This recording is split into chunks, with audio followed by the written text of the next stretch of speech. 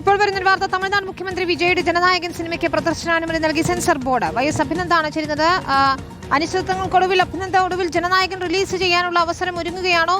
എന്താണ് വിശദാംശങ്ങൾ? എപ്പോഴായിരിക്കും release?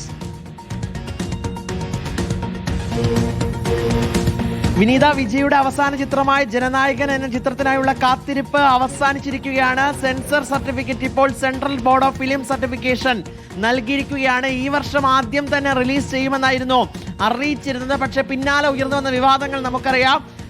A certificate ആണ് നിലവിൽ ലഭിച്ചിട്ടുള്ളത്.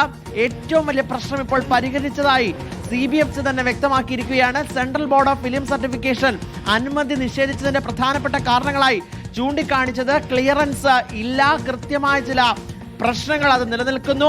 പ്രൊഡക്ഷൻ ഹൗസ് കോടതിയിൽ സമീപിക്കുന്ന തീരുമാനമുണ്ടായി.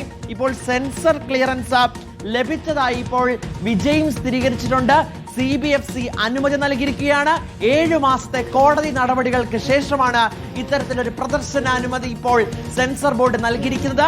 മുഖ്യമന്ത്രി ആകുന്നതിന് മുമ്പും ഒരുപാട് രാഷ്ട്രീയ വിവാദങ്ങൾ ഇതുമായിട്ട് ബന്ധപ്പെട്ടുണ്ടായിരുന്നു. ഭരണഘടനാ ലംഘനമുണ്ടായി, ചില മതത്തെ ഇതുമായിട്ട് ബന്ധപ്പെട്ട് ഇല്ലാത്ത സമീപനം സ്വീകരിച്ചു നടക്കുമുള്ള രൂക്ഷമായ ഭാഷയിലുള്ള വിമർശനങ്ങൾ ഉണ്ടായി. ഏതായാലും വിമർശനങ്ങൾക്കും വിവാദങ്ങൾക്കും നിയമ പോരാട്ടങ്ങൾക്കും അപ്പുറം ഇതാ നായകൻ വരാർ ജനനായകന് പ്രദർശനാനുമതി നൽകിയിരിക്കുന്നു. വിജയുടെ ഒരുപക്ഷെ കരിയറിലെ തന്നെ അവസാനത്തെ ചിത്രം പ്രദർശനത്തിന് എത്തുകയാണ്. സെൻസർ ബോർഡ് അനുമതി നൽകുകയും ചെയ്യുന്നു. അഭിനന്ദാണ് വിശദാംശങ്ങൾ നൽകിയത്.